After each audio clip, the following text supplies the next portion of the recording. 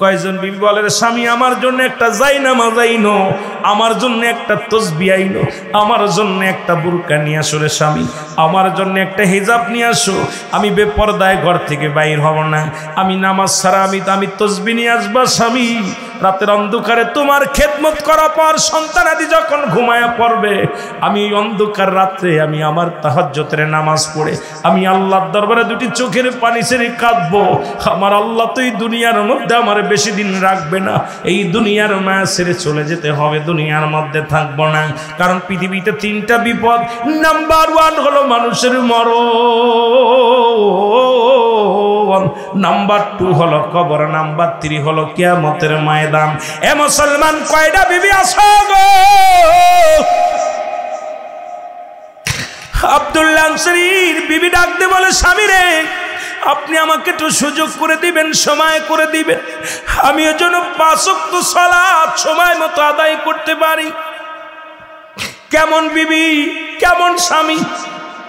আমার ভাইরা, রহমতের নবী রাহমাতুল লিল আলামিন কি করলেন? একদিন নয়, দুদিন নয়, 3-4টা দিন নামাজ পড়ে নবীজি সালাম ফিরায় দেখে আব্দুল্লাহ আনসারী নামাজে আসে, কিন্তু নামাজ শেষ করে আব্দুল্লাহ আনসারীরে পাওয়া যায় না।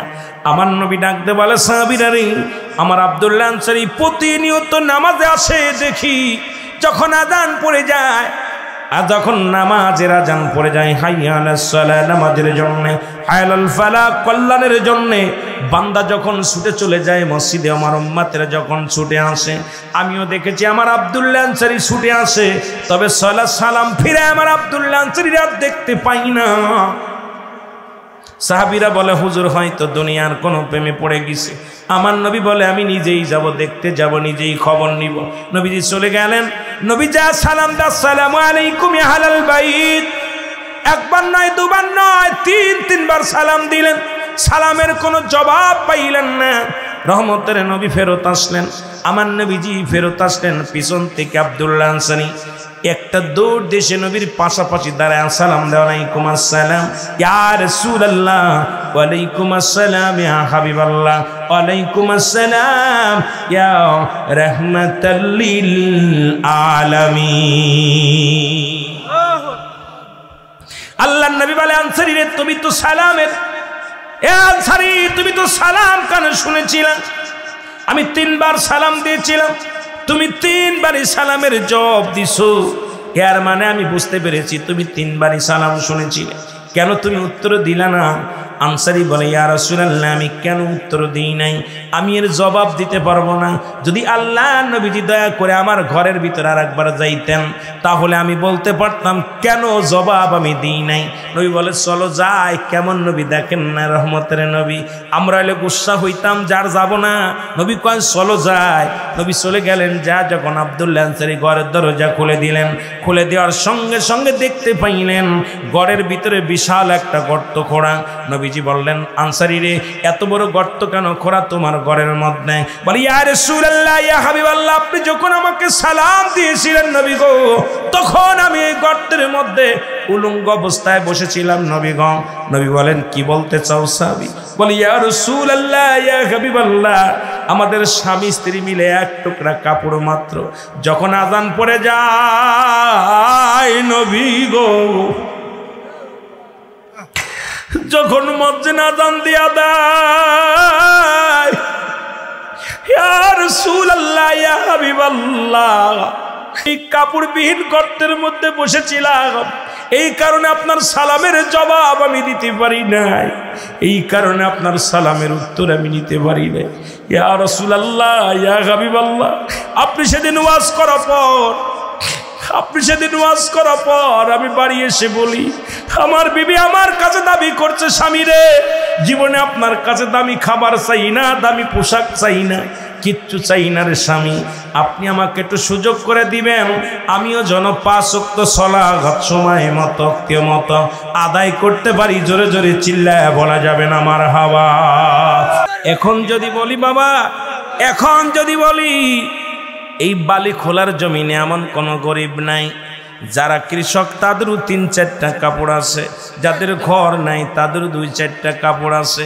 এখন নামাজের ওয়াজ কারে করব রে মুসলমান? এখন কোনো মুসলমানের জন্য নামাজে কোনো সান নাই, মেয়েদের সার আছে, পুরুষের কোনো সান নাই। পুরুষ মেয়েরা যখন হায়ানি পাস হবে, ঋতুগ্রস্ত হবে, তখন নামাজ ছেড়ে দিবে, রোজাও ছেড়ে দিবে। আবার যখন তারা পবিত্র হবে, সঙ্গে সঙ্গে কাজা রোজাগুলো আদায় করতে হবে। কাজা কোনো নামাজ আদায় করা লাগবে না। পুরুষের জন্য কোনো সাবাল্যক পুরুষের জন্য, নাবাল্যক নয় সাবাল্যক পুরুষের জন্য কোনো নামাজে সার নয়। তুমি দাঁড়ায়া পড়ো, না পড়লে বয়া পড়ো, বয়া না পড়লে শুয়া পড়ো, শুয়া না পড়লে তুমি কি করো, ইশারায় পড়ো।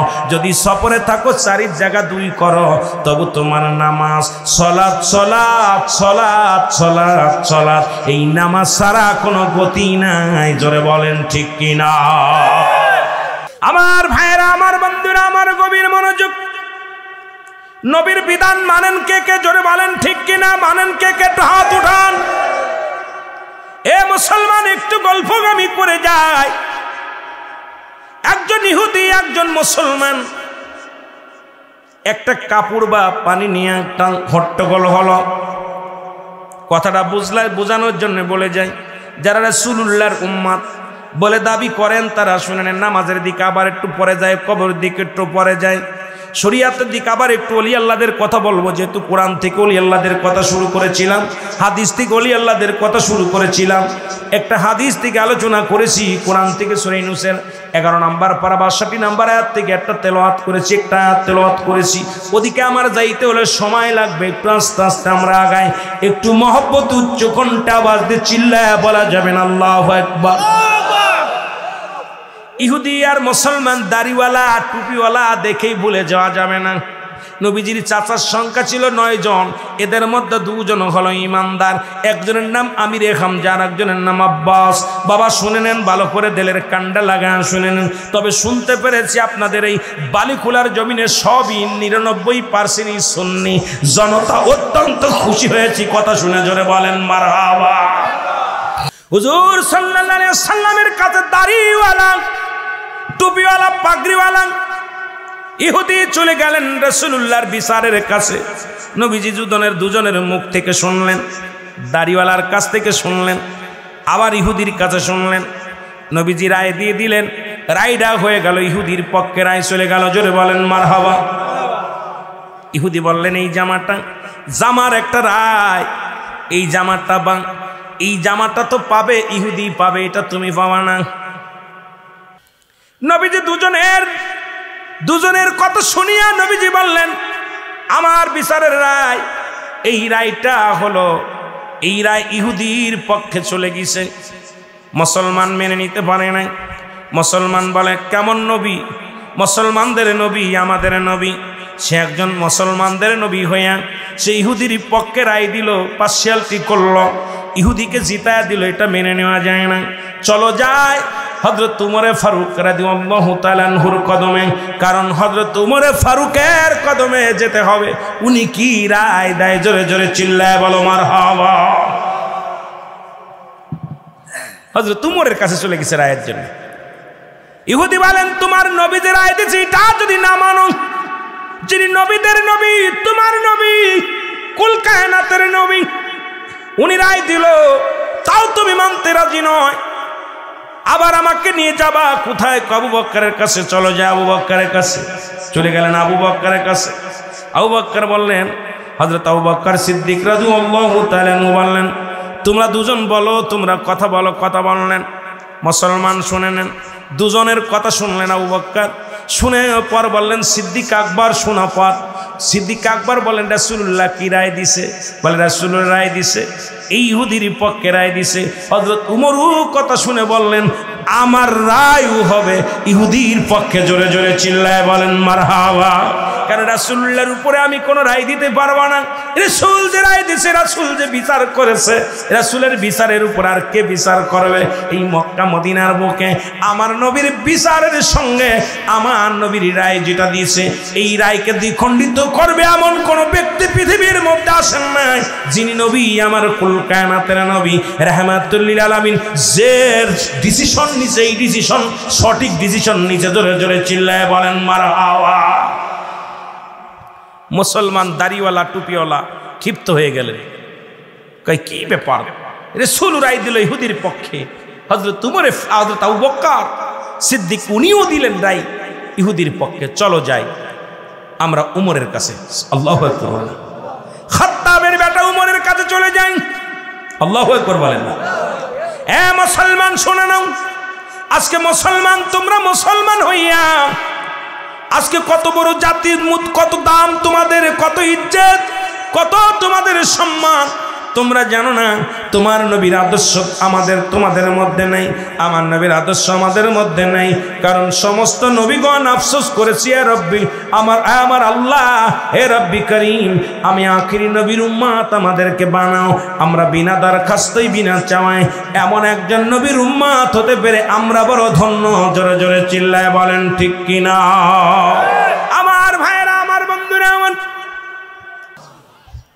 হযরত ওমর ফারুকের কাছে যখন চলে গেলেন, খাত্তাবের বেটা ওমর বসে আছে। ইহুদি যে বললেন, আমিনুল মুমিনিন, আমি আপনার কাছে এসেছি একটা বিচারের জন্য, আপনি দয়া করে বিচারটা করেন। উনি বললেন রাই। দুজনের মুখের কথা শুনলেন। কয়ের আগে কার কাছে গিয়েছিলে? কয়ে রাসূলের কাছে গিয়েছিলাম।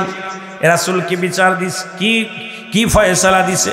কয় ফয়সালা হলো ইহুদির পক্ষে গিয়েছে। তারপরে কার কাছে গিয়েছিলে? বলে তার কাছে পরে গিয়েছিলাম হযরত আবু বকরের কাছে। আবু বকর কি রায় দিছে? বলে রায়টা দিছে ইহুদির পক্ষে দিছে। এখন আপনি আপনার কাছে বড় আশা করে এসেছি হুজুর, আপনি আমার পক্ষে রায় দিবেন। যেহেতু আমি মুসলমান, আমি দাড়িওয়ালা টুপিওয়ালা, কোরআন পড়তে পারি, আমি কোরআন বুঝি, কোরআন মানি। মুসলমান শুনে নাও, ভালো দিলের কান্ডা লাগা শোনো। ইহুদি বললেন, হুজুর আপনি যে রায় দিবেন আমি মেনে নিব। বলে দাঁড়াও, আমি রায় দিব। যে ব্যক্তি আমার রায় শুনবো, আমার রায় কি মেনে নিবা? কয়ে নিব। তাহলে দাঁড়াও, যে ব্যক্তি আমার রাসূলের রায় মানতে পারে না, যে ব্যক্তি হযরত আবু বকরের রায় মানতে পারে না, আমার কাছে আশ্রয় নেওয়ার জন্য খোলা তরবারি নিয়ে একটা কোবে সঙ্গে সঙ্গে দাড়িওয়ালা টুপিওয়ালা পাঞ্জাবিওয়ালারে এক কোবে গর্দান থেকে মাথাটা ফেলায়া দিল। জোরে জোরে চিল্লায় বলেন মারহাবা। আর একটু জোরে জোরে চিল্লায় বলেন আল্লাহু আকবার। সুযোগ পাইলাম, গুনাহ মাপের একটা সুযোগ পাইলাম। মানুষের মৃত্যু হয় দুইটা টাইম, একটা হলো রাতের বেলা, একটা হলো দিনের বেলা। দিন শুরু করেছিলাম, মৃত্যুবরণ করি নাই। রাত শুরু করেছি, মৃত্যুবরণ করি না, এখনো পর্যন্ত জিন্দা।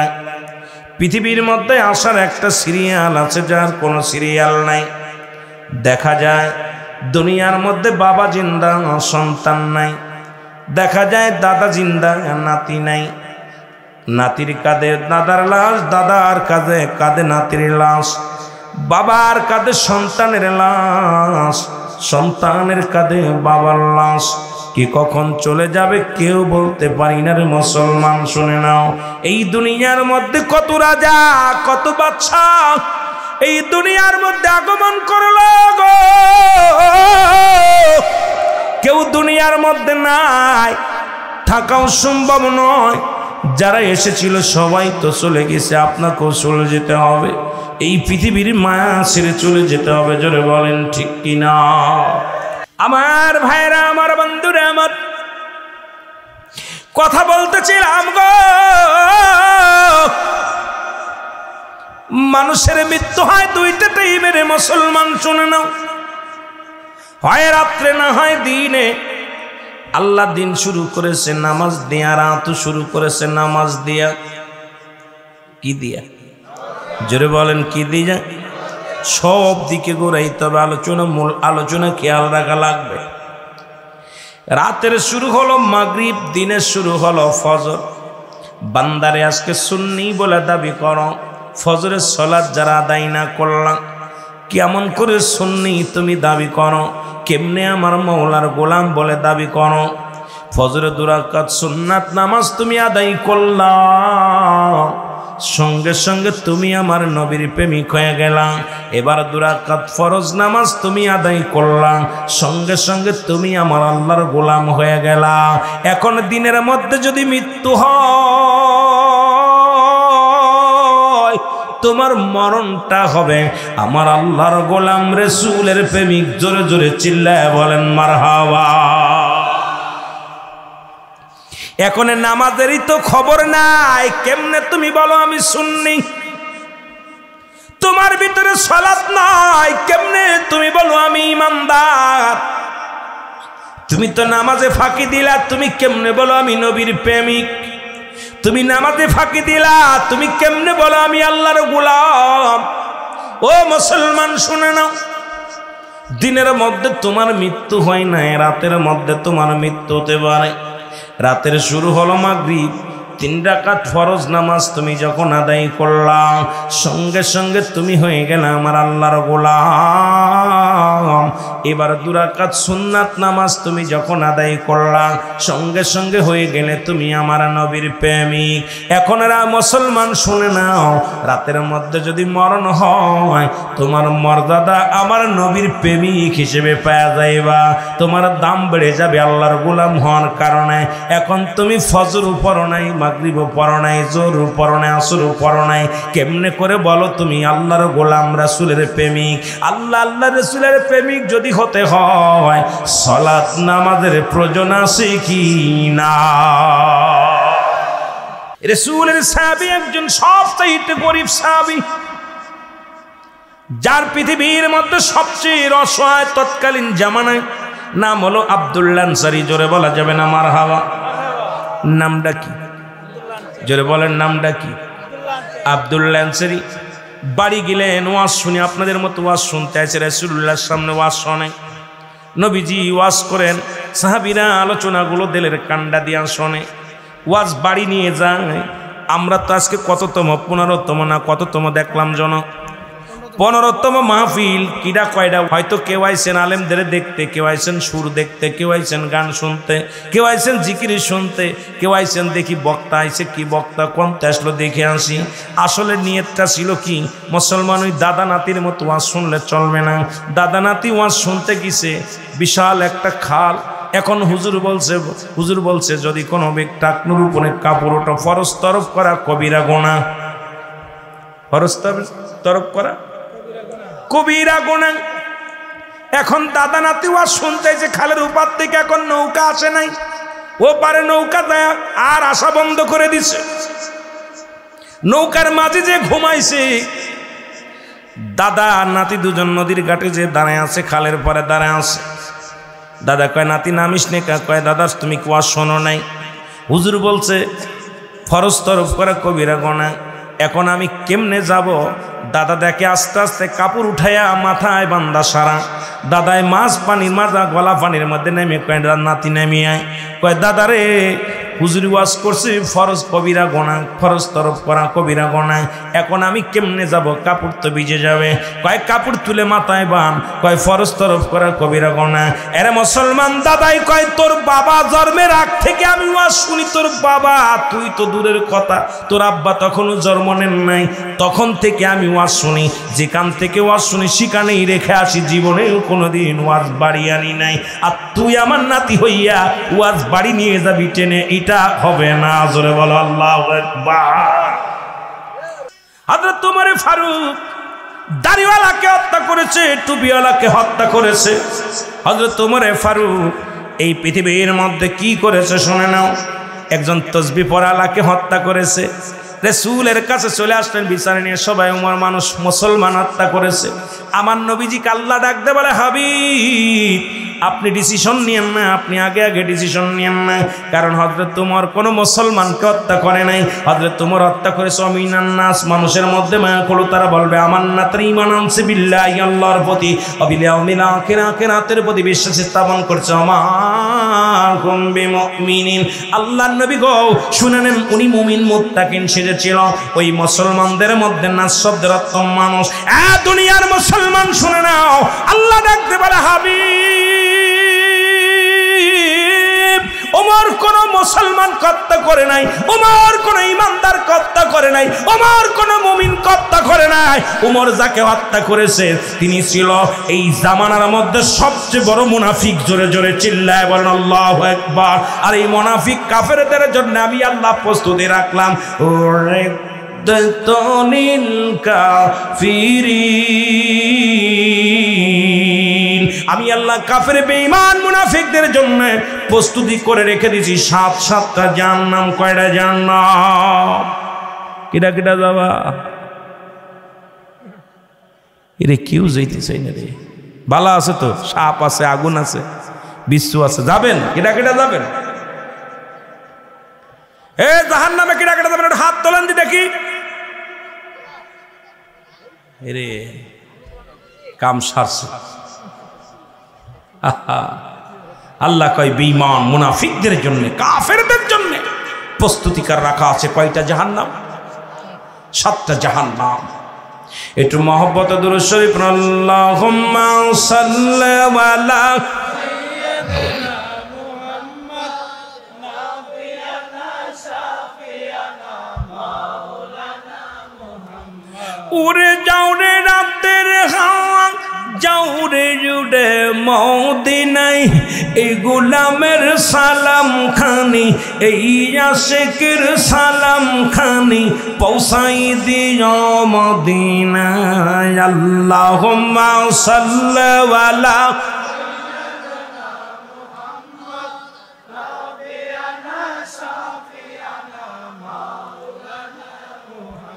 আদম যখন মাটি পানি, মোর নবীজি খোদা রাসূল।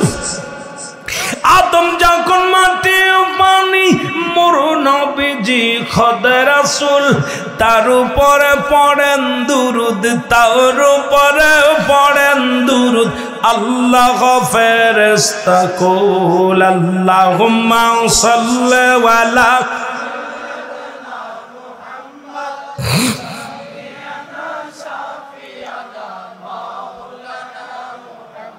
আরো জোরে বলেন আল্লাহুম্মা সাল্লি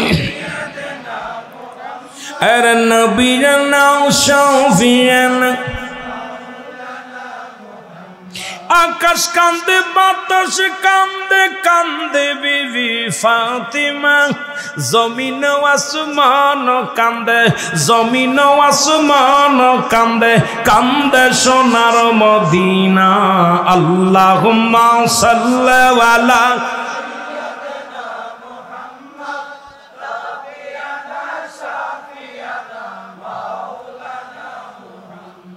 এ ভাই, কাফেরদের জন্য প্রস্তুতি আছে 7টা জাহান্নাম, ইমানদারের জন্য মুমিনদের জন্য প্রস্তুতি আছে 8টা জান্নাত। আল্লাহ বলে উইদ্দাত লিল মুমিনিন, মুমিন মুত্তাকিনদের জন্য প্রস্তুতি করে রাখা আছে 8টা জান্নাত।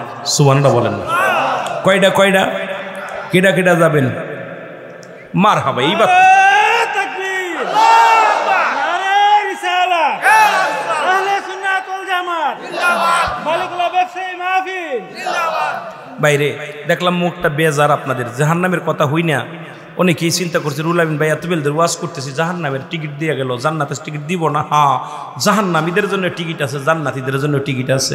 সেই টিকিটটা হলো মুমিন হইতে হবে, মুত্তাকিন হতে হবে। জোরে বলেন ঠিক কিনা? এই জন্য আল্লাহ বলে ইয়া আইয়ুহাল্লাযীনা আমানু, ইমানদার বিশ্বাসীরা।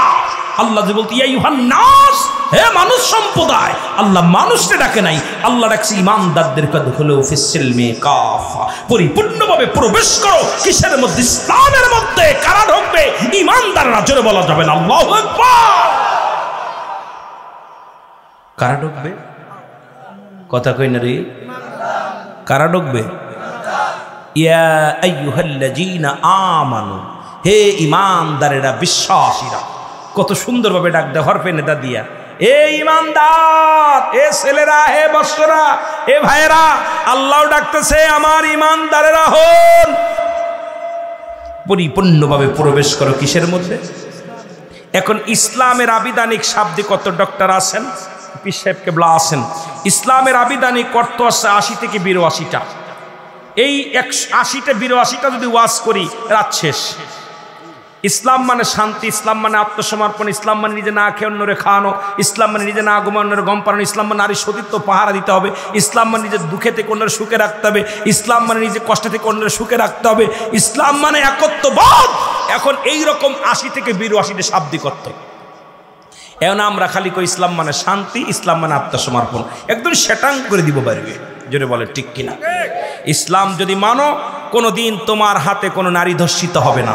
ইসলাম যদি মানো জীবনে কোনোদিন সুদ খাইতে পারবা না। ইসলাম যদি মানো কোনোদিন ঘুষ খেতে পারবা না। ইসলাম যদি মানো তুমি জিনা ব্যভিচার করতে পারবা না। ইসলাম যদি মানো পরের সম্পদ লুণ্ঠন করতে পারবা না। ইসলাম যদি মানো তুমি কোনোদিন পরের হক নষ্ট করতে পারবা না। ইসলাম যদি মানো নামাজ ছাড়তে পারবা না। ইসলাম যদি মানো রোজা ছাড়তে পারবা না। ইসলাম যদি মানো হজ ছাড়তে পারবা না। ইসলাম যদি মানো তুমি হক নষ্ট করতে পারবা না। ইসলাম যদি মানো আদর্শ নষ্ট করতে পারবা না। ইসলাম যদি মানো এই দুনিয়ার মধ্যে তোমার দ্বারাই কোনো অন্যায় কাজ হতে পারে না, পারে না, পারে না। যারা বলেন ঠিক কিনা?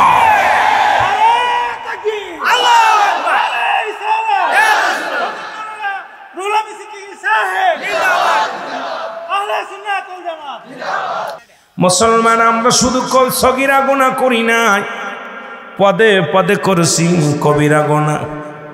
নামাজ ছেড়ে দেয়া কবিরা গুনাহ, মিথ্যা বলা কবিরা গুনাহ, মুসলমান বেগানা মহিলার সঙ্গে দেখা দিয়া কবিরা গুনাহ, বেগানা পুরুষের সঙ্গে দেখা দিয়া কবিরা গুনাহ। এই গুনাহ যদি মাফ করাইতে চাও, আল্লামা কুতুবী রাহমাতুল্লাহ বয়ান করে দুনিয়ার মানুষ শোনো, কোথাও যদি জান্নাতের বাগানের সংবাদ শুনতে পাও, ওই জান্নাতের বাগানখানা আঁকড়ে ধরে কবরের ভয়ে জাহান্নামের ভয়ে বান্দা যখন খাস্তওবা করে আল্লাহ বলে ডাক দেয়, আমার আল্লাহ ওই বান্দার জীবনের দরিয়া দরিয়া গুনাহগুলো মাফ করে দেয়। জোরে বলা যাবে না সুবহানাল্লাহ?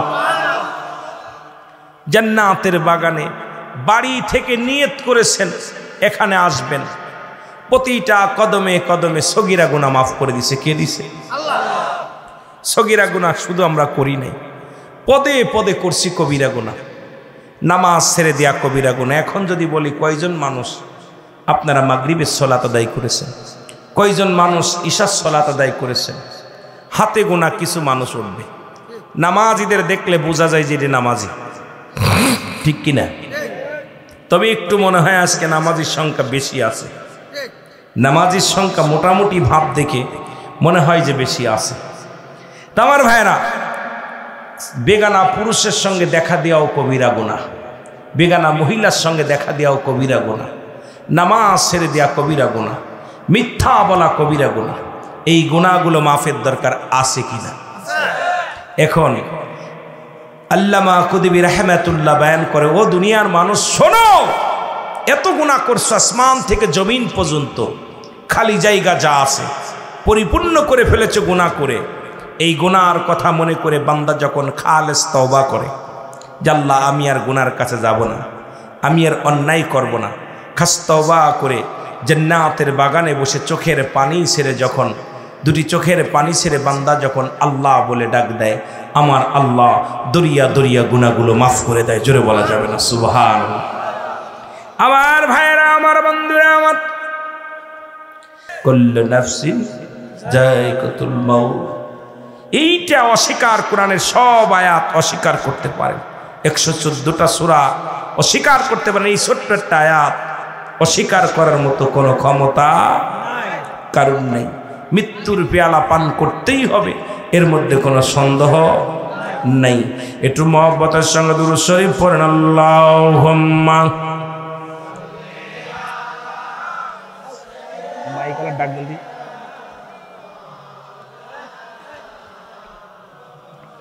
ও আলায়ালি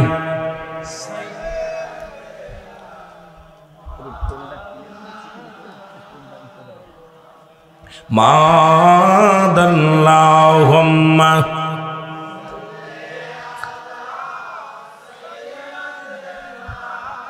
এরে আজ না হয় কাল তুমি যাইবা কবরে, মরার পরে দেখবে চেয়ে গো তোমার সবই রইল।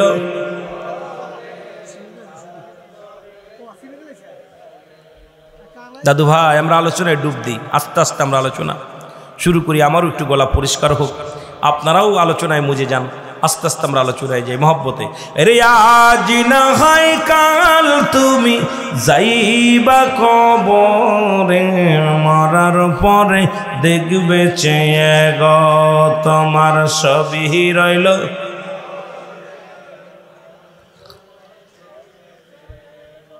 এর দাদাই গেছে বাবাই গেছে কেউ আসলো না ফিরে আমারও তো যাইতে হবে গো বাইরে তোমারও তো যাইতে হবে গো আজ না হয় কাল তুমি যাইবা কবরে মরার পরে দেখবে চেয়ে গো তোমার সবই রইল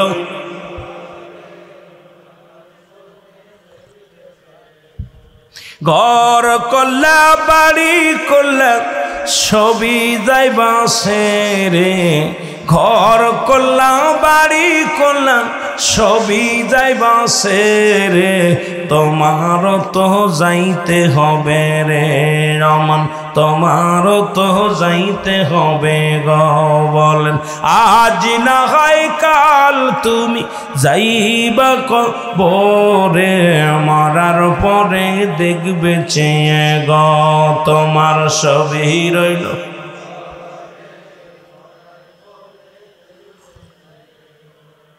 সব থুইয়া চলে যেতে হবে এই জন্য প্রায়টা আলোচনার মধ্যেই শুরুতেই একটু মরণের চিন্তা করা লাগবে মানুষের তো দুইটা টাইমে মরণ হয় একটা হলো রাত একটা হলো দিন এই দুইটা টাইমে যে কোনো একটা টাইমে আমাকে আপনাকে মরণের পেয়ালা পান করা লাগবে এই জন্য ওই ব্যক্তি সর্বোচ্চ জ্ঞানী যে সদা সর্বদাই মরণের চিন্তা করে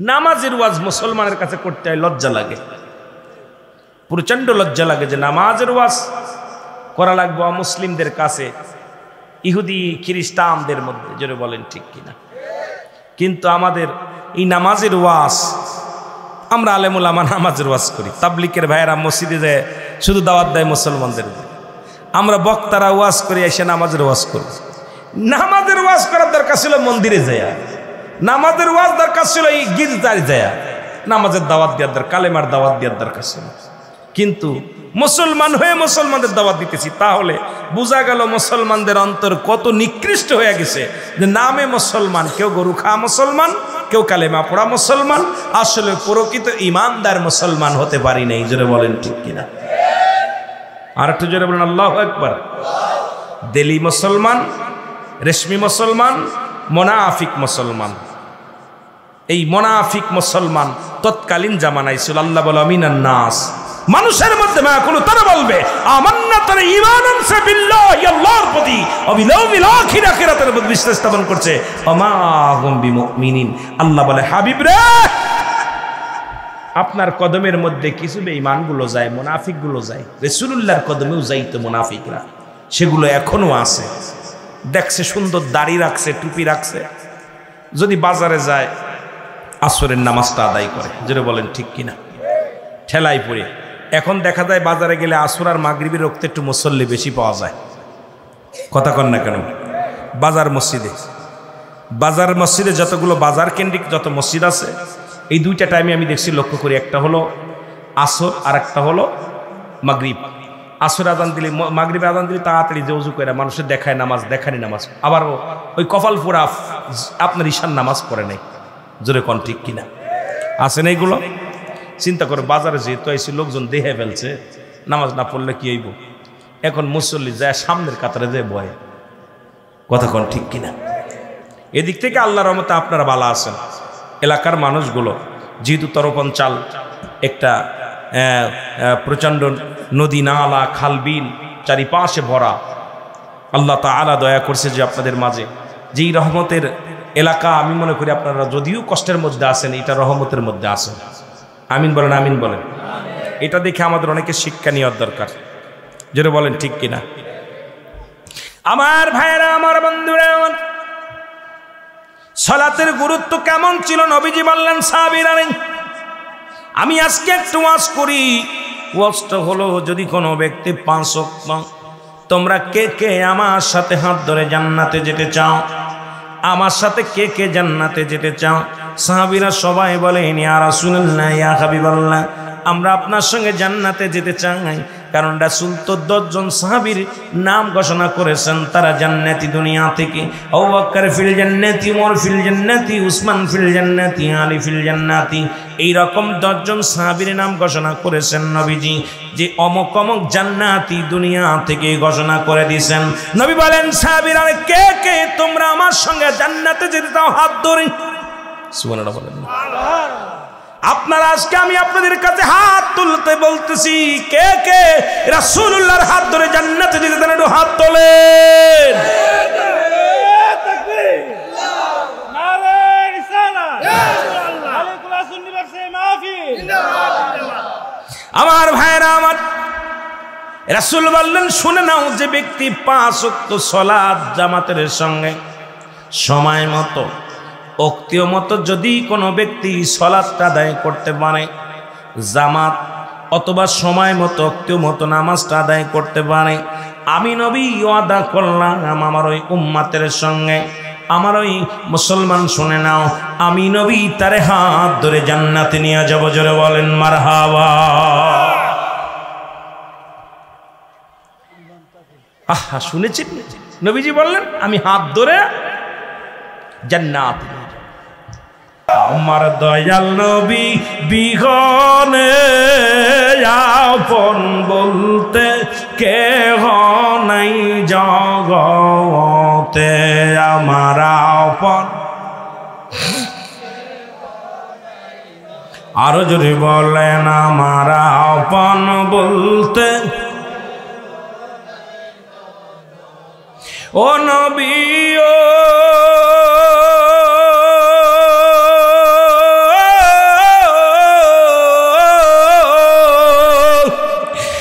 বালি খোলার আশা কান্দা হইয়া দিওয়ানা,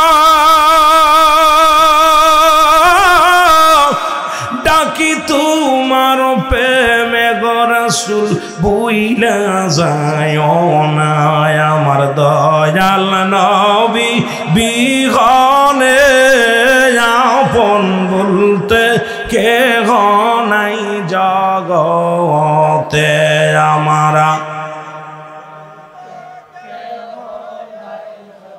এ নবীর আশিকেরা জোরে বলেন, আমার আপন বলতে কেহ নাই জগতে, আমার দয়াল নবী বিহনে আপন বলতে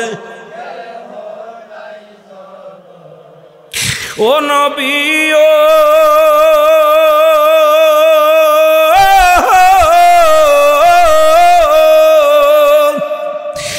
বালি কোলার আশিকেরা হইয়া দিওয়ানা,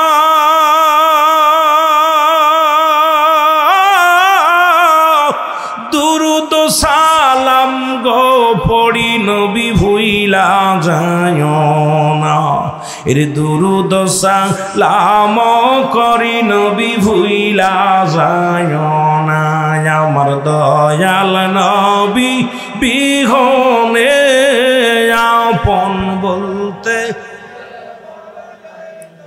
গোতে, আমার আপন বলতে এ দুনিয়ার মুসলমান।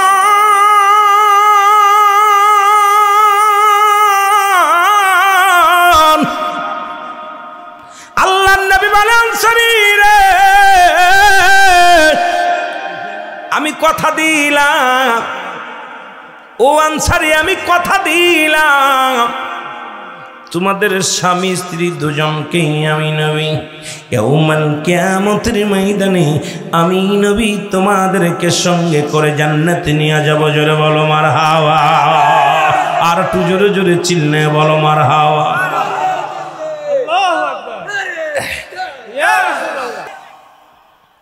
সফরে আসো, আল্লাহ চারি জায়গা দুই করছে, তুমি দাঁড়ায় পড়তে পারতেছো না বইয়া পড়ো, বইয়া পড়তে পারো না হুইয়া পড়ো, হুইয়া পড়তে পারো না ইশারায় পড়ো, তবু নামাজে কোনো সার কোনো ওজোর দিতে পারবেন না যে আমি নামাজ এই কারণে কেন পড়তেছি না, এইটা হবে না, কোনো ওজোর চলবে না। আমার মনে পড়ে না বাংলাদেশে এমন কোনো গরিব আছে যার এক টুকরা কাপড় আসেনি? রাস্তার পাগল যে তার 2-4টা ঢুকায় দেয়, কারণ এটা নবীজির ভালোবাসায় নবীজির খাতিরে পেয়েছি। কারণ অন্য নবীজির পণ্যে, আদম নবীর পণ্যের কাপড় খুইলা নিছে, আর আমার নবীর কাপড় পণ্যে দিয়া দুনিয়ায় পাঠাইছে। সুবহানাল্লাহ বলতেন নি? আরো জোরে বলেন না। আদম নবীরে পণ্যের কাপড় খুইলা নিচ্ছে, আর আমার নবীর দুনিয়ায় কাপড় দিয়া পাঠাইছে। সুবহানাল্লাহ বলেন না। ইহা দ্বারা এই জন্য আদম নবীর উম্মতের কথা আর আমার নবীর উম্মতের কথা। এই জন্য আমার নবীর উম্মত যদি কোনো পাগলও দেখে দৌড়ায় যে একটা কাপড়াই পর, তাড়াতাড়ি পর, কাপড় পর, যেটা বলেন ঠিক কিনা? কাপড় পরায় দেয়। তাহলে বোঝা গেল এই উম্মতের কত দাম, এই উম্মতের কত দাম। মারহাবা বলেন না। আদম নবীর উম্মতের যে 5টা গুণ ছিল, আখিরি নবীর যে 5টা গুণ আছে, যে উম্মতের যে মর্যাদা দিছে, এই গুণ আদম নবীরও দেয়নি। সুবহানাল্লাহ বলেন না। বললে আবার অনেকে কবে হুজুর নবীর লগে আবার উম্মাতের তুলনা দিলেন। হ্যাঁ ভাই শোনো, আদম নবী একটা আদনা ভুল করার কারণে 350 বছর কাঁদছে। আখির নবীর উম্মাত 3 সেকেন্ডও কান্দা লাগে না। খাস তওবা করে শুধু তওবা করবে, আল্লাহ আমারে মাফ করে দাও, খালি একদম খাস তওবা করে আল্লাহ বলে ডাক দিলে মাফ করে দিব আল্লাহ। সুবহানাল্লাহ বলেন না। ভুল স্বীকার করার সঙ্গে সঙ্গে আদম নবীর সারা পৃথিবী ঘুরাইছে, পৃথিবী ঘুরাইছে। আখির নবীর উম্মাতের এই উম্মাতের দাম আপনার গুনানো লাগবে না। আপনি যেখান থেকে অন্যায় করছেন ওখান থেকে মাফ চাইলে আল্লাহ মাফ করে দিবেন। সুবহানাল্লাহ কইতেন না? কত দাম জানেননি আপনাদের? আদম আলাইহিস সালামকে তার একটা ভুল করার কারণে বা একটা জিটাই হলো, আমার আদম নবীর বউডারে এক দেশে ফেলাইছে, আদমরে ফেলাইছে এক দেশে। আপনারা যতই ভুল করেন আপনাদের বউটা তালাক হবে না। জোরে কোন ঠিক কিনা? বউকে কেড়ে নিবে? নেবে না। এত মর্যাদা আপনাদের দিছে। আপনারা যদি একটু খেয়াল করেন যে আখিরি নবীর উম্মত কত মর্যাদা। এমনি কি আর আল্লাহ বলছে মা আরসালনাকা ইল্লা রাহমাতাল লিল আলামিন, তামাম পৃথিবীর রহমত দিয়ে নবীরে পাঠাইছে। সুবহানাল্লাহ বলেন না। আল্লাহ হলো রব্বুল আলামিন, নবী হলো রাহমাতাল লিল আলামিন। আলামিন নবীর উম্মতের অনেক দাম। সুবহানাল্লাহ বলেন না।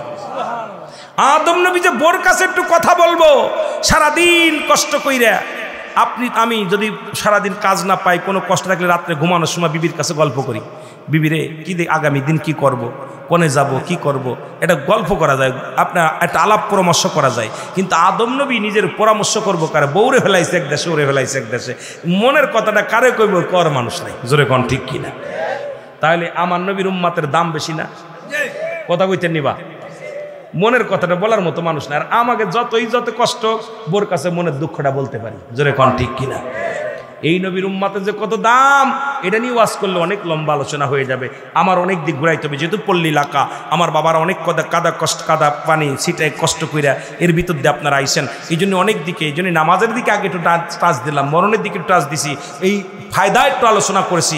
মদিনার মাটির দাম আর এই মাটির দাম আলাদা। মদিনার বুকের মদিনার মাটি গায়ে লাগলে গুনাহ ঝরে যায়, বাংলাদেশের মাটি গায়ে লাগলে চুলকানি রোগ হয়। জোরে বলেন ঠিক কিনা? আজকের এই মাটির যে কত দাম যারা বইছেন তারা বুঝবেন, এখন বুঝবেন না।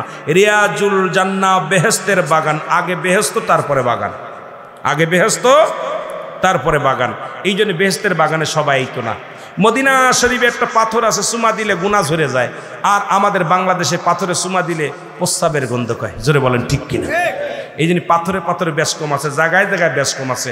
আজকের এই জায়গার যে কত দাম, এটা একমাত্র ইমানদার বুঝবে, বেঈমানরা বুঝবে না। জোরে বলেন ঠিক কিনা? এত কষ্ট করে বসে আছেন, আল্লাহ যেন এখান থেকে মাসুমের মাসুম করে নিয়ে যায়। ওই যে বললাম যে নিয়ত করে আইসেন সগীরা গুনাহ মাফ, এখানে বসছেন তওবা করে আল্লাহর কাছে কবরের ভয়ে, জাহান্নামের ভয়ে চোখের পানি ছেড়ে কাঁদছেন, আল্লাহ কবিরা গুনাহ মাফ করে দিয়েছে। সুবহানাল্লাহ বলেন। আরো জোরে, আরো জোরে। এই সুযোগ হবে, এই সুযোগ একটা বছরে একদিন আসে। কার কপালে লেখা আছে, কে কোথায় যাবে জানি না। আল্লাহু আকবার বলেন।